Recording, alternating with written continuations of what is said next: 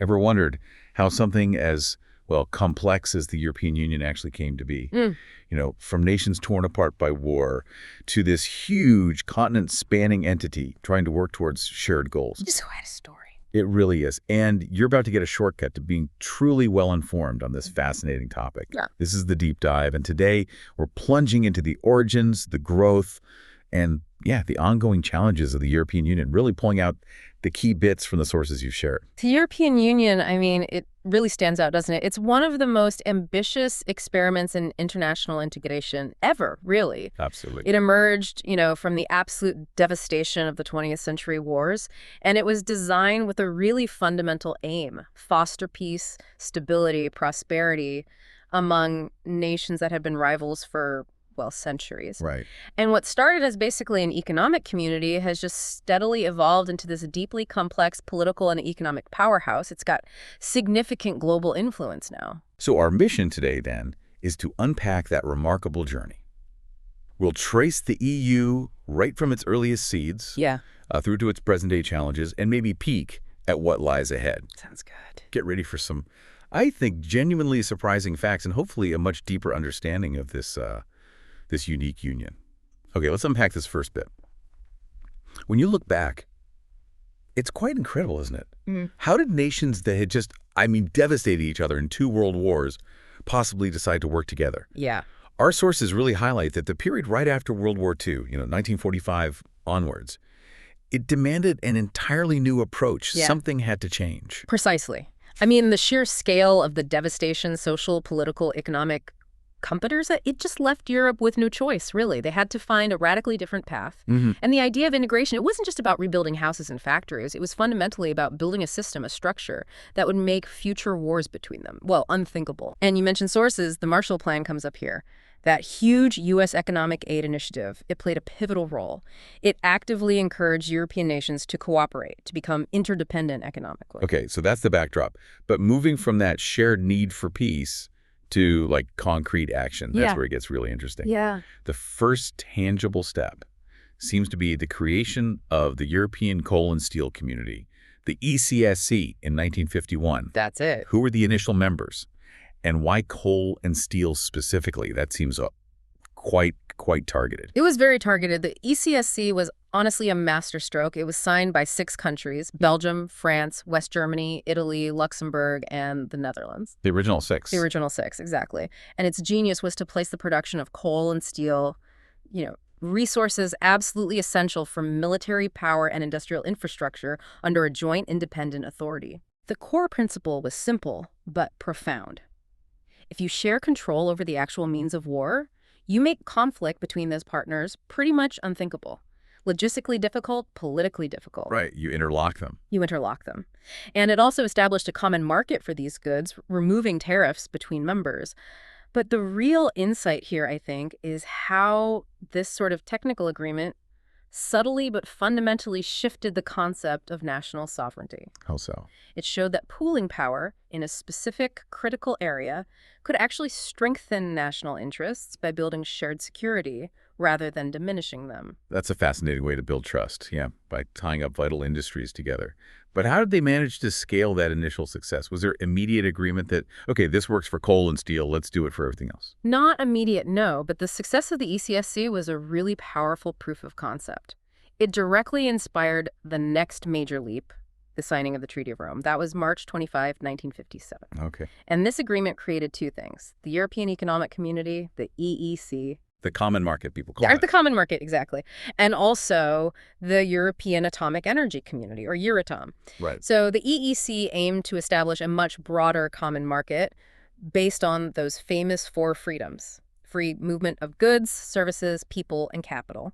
The idea was fostering wider economic and social development. In Euratom. Euratom specifically focused on coordinating the development of peaceful uses of nuclear energy, which, was crucial for Europe's post-war energy needs and scientific cooperation. Right.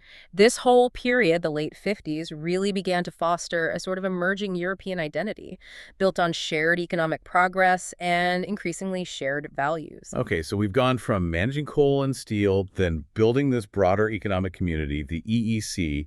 What was the singular moment, the really big leap that transformed this whole project into the European Union as we kind of recognize it today? That transformative step was undoubtedly the Treaty of Maastricht. Yeah. Signed in 91, came into force November 1st, 1993. Maastricht. This treaty formally established the European Union, and it signaled a major shift beyond just economic cooperation. It brought in areas like foreign policy, internal security, justice. These became part of the Union's scope. Wow. And a huge part of this, maybe the most visible part for many, was the commitment to creating a single currency. The euro. The euro, exactly, with very strict economic criteria, convergence criteria that countries had to meet before they could adopt it. And Maastricht also brought in this idea, which is absolutely central today, of European citizenship. What was the immediate impact of that? Did people suddenly feel European, and was there pushback? Well, European citizenship, as conferred by Maastricht, it gave citizens of member states additional rights. Things like the freedom to move, work, and live in any EU country. Correct. The goal was definitely to deepen that shared European identity, make it more tangible for people. And while it certainly strengthened a sense of commonality for some, yes, some member states absolutely expressed concerns, worries about implications for national identity, national sovereignty. That tension was there from the start, and, it still exists today. Sure. The treaty also significantly boosted the powers of the European Parliament, making it more democratic, and created the Common Foreign Security Policy, the CFSP, to try and give the EU a more unified voice on the world stage. So as the EU was deepening its integration with treaties like Maastricht, it was also getting bigger, wasn't it? Expanding geographically. Yes, simultaneous. Who were some of the early countries to join the original six? Yeah, those initial expansions were really critical for the project's reach and, frankly, its legitimacy. In 1973, we saw the UK, Ireland, and Denmark join. Okay. Greece followed in 1981, and then Spain and Portugal in 1986 after their transitions to democracy. These early additions, it wasn't just about economics. They were strategically very important during the Cold War, helping to consolidate this democratic capitalist bloc in Western Europe against the Soviet influence. But the really massive expansion, the one people often call the Big Bang, that happened in 2004, right? That must have brought completely new dynamics into the mix. It absolutely did. May 1st, 2004 was a huge landmark day. 10 countries joined simultaneously, mostly from Central and Eastern Europe, places like Poland, the Czech Republic, Hungary, Slovenia. Wow, 10 at once. 10 at once, plus Cyprus and Malta. It was deeply symbolic, marking the real end of the Cold War division of Europe, creating this much larger unified political and economic space. But these candidate countries, they had to go through a really rigorous accession process. They had to meet what's called the acquis communautaire. The acquis. What exactly is that? It's basically the entire body of EU law, all the common rights and obligations, the treaties, laws, principles, policy objectives, everything that all EU member states have to adhere to. It's an enormous checklist, thousands and thousands of pages. So integrating 10 countries, Yeah. many with very different recent histories, different economic situations, Yeah. that sounds like an enormous challenge. What were some of the main hurdles? Oh, the challenges were complex, multi-layered, no doubt about it. Bringing in economies and political systems that were at, frankly, very different levels of development put a significant strain on the EU budget. How so? Well, particularly in terms of financial support, cohesion funds needed to help these less developed regions catch up economically. Infrastructure, institutions, all sorts of things. Right, the funding. Exactly. It also sparked, I think, deeper debates about what European identity truly meant now with this much greater diversity. How do you maintain social cohesion across such a broad bloc? Yeah. And ironically, perhaps, this period also saw a rise in nationalist sentiments in some places, both old and new members, as countries grappled with these changes. And decision-making must have gotten harder. Definitely. Achieving consensus or even qualified majorities on crucial issues became inherently more difficult with first 15, then 25, then 27 members. It sometimes led to policy gridlock or very slow progress. Okay, so moving beyond the structures and the expansion, let's talk about what the EU does. What are some of the major policies that actually impact the daily lives of its, 450 million citizens? Yeah, absolutely. To really get a feel for the EU's reach, we can look at maybe 3 core policy areas. First, there's the Common Agricultural Policy, the CAP, established way back in 1962. It's been around a long time. A very long time. And it's evolved hugely. It started out focused pretty simply on ensuring food security after the war and guaranteeing a fair income for farmers. But today, it also has to tackle massive issues like climate change, biodiversity loss, promoting sustainable farming practices. It's much broader now. How does it work practically? It operates through two main pillars, they call them. Pillar 1 is direct payments to farmers, often linked to environmental conditions now. Pillar 2 is about broader rural development programs supporting diversification, infrastructure, environmental schemes in rural areas. So it's really shifted from just supporting farms to supporting entire rural areas and environmental goals, too. Exactly. It's much more holistic, though still controversial and very expensive. What about trying to level the playing field between richer and poorer regions across the Union? That must be a huge task. It is, and that's where the cohesion policy comes in. Its whole aim is to reduce these economic, social, and territorial disparities between EU regions. When did that start? It really got going in the wake of the Maastricht Treaty, recognizing that a deeper union needed mechanisms to ensure everyone benefited. It channels substantial financial support through specific funds. Like which ones? Well, the main ones are the European Regional Development Fund, the ERDF, that focuses on things like infrastructure, innovation, supporting businesses, and the European Social Fund, the ESF, which is more about employment, training, social inclusion. And this money mainly goes to? It's targeted, yeah. Particularly towards less developed regions, areas undergoing industrial transition or facing specific challenges, and often it uses a bottom-up approach. What does that mean? It means trying to let local and regional communities identify their own specific needs and propose projects, rather than just having everything dictated from Brussels. Empowering local actors. Okay. And then turning outwards on the global stage. How does the EU project its influence and its values? How does it actually function as a single actor internationally? That's where the Common Foreign and Security Policy, CFSP, and its operational arm, the Common Security and Defense Policy, CSDP, come in. They're vital. Right. The EU strives, sometimes more successfully than others, to be a unified global actor, promoting its core values: peace, democracy, human rights. And practically. Well, it's the world's largest trading bloc, right? So its trade agreements are hugely influential. They often set global standards for things like labor rights, environmental protection, consumer safety. So using its economic weight. Precisely. Using market access as leverage for its values. And then there's the European External Action Service, the EES. That's essentially its diplomatic corps. It coordinates the foreign policy efforts of the member states and engages directly in diplomacy and crisis management missions. Things like Operation Atalanta, the anti-piracy mission off the coast of Somalia. That was an EU CSDP mission. Right. Okay, so it's got these internal policies, this external presence. Yeah. But no complex entity like the EU goes without major bumps in the road. Definitely not. What have been some of the most significant crises, the ones that have truly tested its resilience, maybe even questioned its very foundations? Well, the big one that springs to mind first, for many, is the 2008 financial crisis. Right, the global one. Exactly. Triggered initially by the U.S. housing market collapse, but it sent shockwaves everywhere. And it profoundly affected the Eurozone economies, particularly Greece, Ireland, Portugal. Yeah, the bailouts. The bailouts, exactly. It led to these intense, often really painful debates across Europe about austerity measures versus stimulus, about who should pay, about solidarity versus national responsibility. And ultimately, it led to the creation of new mechanisms like the European Stability Mechanism, the ESM, in 2012. That's essentially a permanent bailout fund, a financial safety net for Eurozone members in serious trouble. And the political fallout. Significant. The crisis definitely exposed some deep fragilities in the EU's financial setup, especially within the Eurozone. And importantly, it inadvertently fueled the rise of populist and nationalist movements across the continent, often blaming the EU or austerity policies. And then, just a few years later, a very different kind of crisis hit, didn't it? One that really stressed the internal fabric, the idea of open borders. You mean the 2015 refugee crisis? Yeah. Yes.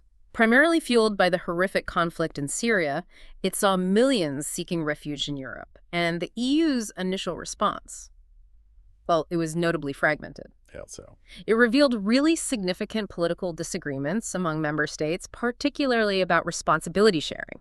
Who should take in refugees? How many? Right. There was this clear tension between, on the one hand, ensuring internal security and managing borders, and on the other, upholding international law and basic humanitarian principles. And those mandatory quotas. Well, proposals for mandatory refugee redistribution faced really strong resistance, didn't they? Especially from some Eastern European countries. It became a major point of division. Yeah. And that crisis, too, further fueled populism and definitely challenged the Schengen area of open borders, leading to some countries temporarily reintroducing border controls. And finally, perhaps the most symbolic challenge to the whole project so far, one that actually led to a member leaving, Brexit. Brexit, yes. The sheer scale of that decision, it must have shaken the union to its core. The referendum on June 23, 2016, 51.9% of British voters choosing to leave. It was a watershed moment, no question. What were the driving factors based on the sources? Well, it was a complex mix, wasn't it? Concerns over national sovereignty, this idea of taking back control, concerns about immigration levels, and also perceptions, fair or not, of an overly bureaucratic, undemocratic EU telling the UK what to do. And the exit itself. The formal exit finally happened on January 31st, 2020, but that just sparked incredibly intense negotiations about the future relationship, which eventually resulted in the trade and cooperation agreement. And the impacts are still being felt. Oh, definitely. Its impacts continue to unfold. It's created ongoing internal tensions within the UK itself, especially regarding Northern Ireland and its unique position, and also Scotland's relationship with the UK. And for the EU, it raised fundamental questions about its own cohesion, its appeal, and the potential for similar nationalist, anti-EU sentiments to gain ground elsewhere in the bloc. The insight, I suppose, is that even an ever closer union isn't irreversible. It can experience these profound ruptures. So after weathering all these storms, these historical developments, navigating immense challenges, what does the European Union actually look like today? As a functioning entity, how is it structured now? Well, today the EU is this sprawling, complex political and economic entity, 27 member states currently. Right. Post-Brexit. Post-Brexit, yes. And its structure features several key institutions, each with pretty distinct roles. You've got the European Parliament, which is directly elected by citizens. Yeah. Its job is to legislate alongside the Council and provide democratic oversight, particularly over the Commission. Okay. Then there's the Council of the European Union, sometimes just called the Council, where ministers from the national governments of the 27 member states meet. They make key political decisions and agree on legislation, usually proposed by the Commission. So representing the member states' governments. Exactly. And then you have the European Commission. That's the executive arm. It proposes new laws, enforces existing ones, manages the budget, represents the EU internationally in certain areas. Mm-hmm. It's meant to act in the general interest of the Union. It sounds like a complex balancing act. It is. It's this intricate system designed constantly to balance national interests, represented in the Council, with broader European interests, championed by the Commission and overseen by the Parliament. And how does this evolved EU fit into the global landscape now? What's its unique role on the world stage, especially given, the current geopolitical climate? Yeah, that's a crucial question. The EU really stands as a fundamental global actor. It consistently tries to promote its core values, peace, democracy, human rights internationally. Mm-hmm. With around 450 million citizens and a massive share of global GDP, it serves as a major pillar of multilateral cooperation, even when multilateralism itself is under strain. Mm-hmm. Its diplomacy, through the CFSP and the EAS we mentioned, is often unified, or at least aims to be. It spans those influential trade agreements that set standards, but also leading initiatives on critical global issues like climate change. The Green Deal has huge international implications in cybersecurity. So it uses its economic and regulatory power. Absolutely. Its sheer economic weight and its position as a huge single market means it's a regulatory superpower in many ways. It's a force that other global players have to reckon with. Okay, so that brings us to the big picture looking forward. What are the key challenges on the horizon, the things that could really influence the EU's cohesion, its effectiveness, its relevance in the years to come? There are several pretty critical ones, I think. One major hurdle is definitely navigating this increasingly tense geopolitical environment. You mean like U.S.-China rivalry? Yeah. Russia? Exactly. The weakening of traditional multilateral diplomacy, the rise of great power competition, it puts pressure on the EU to develop a more assertive, more unified foreign policy voice. And arguably to deepen its own defense and security integration, though that's always sensitive. And internally? Internally, cohesion remains a constant challenge. The rise of populist and nationalist movements within several member states hasn't gone away. They continue to question the EU's legitimacy or specific policies. And economic disparities, which were highlighted by the financial crisis and then again by the uneven impacts of the COVID-19 pandemic, they also strain solidarity between member states. Right. And finally, there's the sheer scale of the green transition.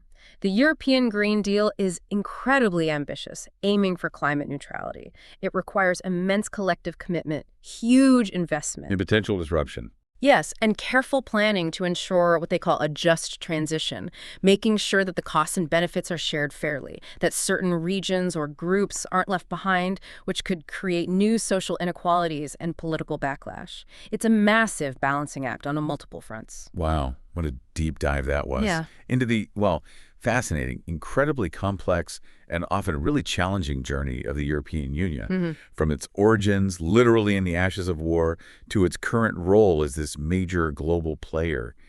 It's just clear the EU is this constantly adapting, constantly evolving entity, isn't it? It certainly is. Its whole story is one of this ongoing commitment, sometimes strained, sometimes successful, but a commitment nonetheless to peace, stability, and prosperity among its members, all built on that foundation of the single market, the free movement.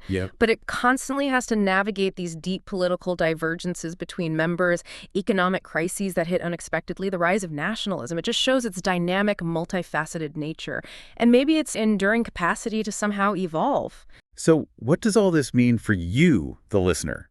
And I guess for the future of this unique experiment in international integration? Well, I think the EU's capacity to keep reinventing itself, to find ways to strengthen its union when necessary, that's going to be crucial for facing the demands of this century. They're incredibly multifaceted. The COVID-19 pandemic, for instance, that was a stark example. It revealed vulnerabilities, yes, but it also ultimately underscored the need for a truly unified response on certain issues, like public health, framing it almost as a matter of collective security. A real test of its foundations, yeah. So here's something for you to mull over as we finish. How might the European Union's historical dedication to ideas like cohesion and solidarity, words that come up again and again, how might that guide its approach to the increasingly fragmented, uncertain global landscape of the 21st century? Especially while still trying to respect the individual sovereignty and identities of its very diverse member nations. That's the key question, isn't it? How to balance unity and diversity in a changing world.